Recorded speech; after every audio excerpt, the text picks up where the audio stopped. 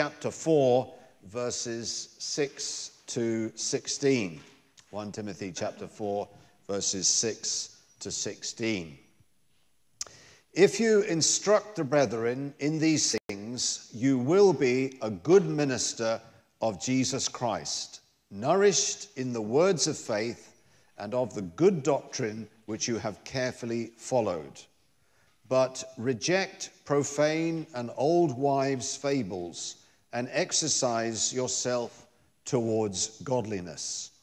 For bodily exercise profits a little, but godliness is profitable for all things, having promise of the life that now is and of that which is to come.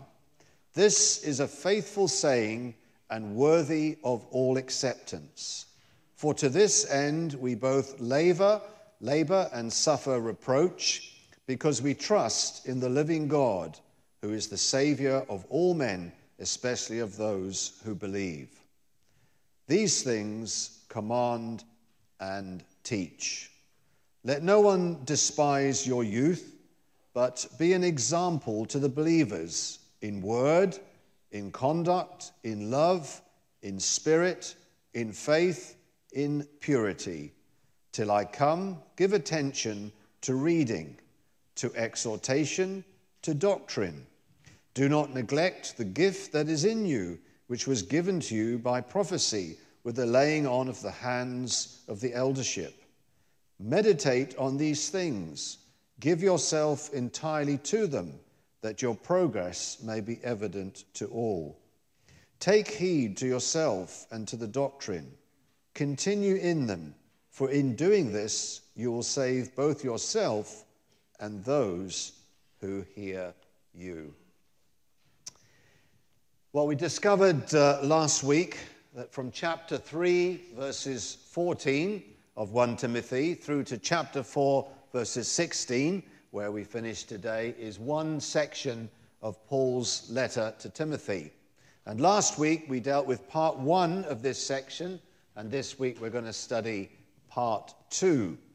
Last week we discovered the instructions that Paul gave Timothy concerning false teachers and personal holiness within the church family. Now this week we will find out that Paul is giving specific directions to Timothy concerning his own ministry. That's chapter 4, verses 6 to 16 that I read.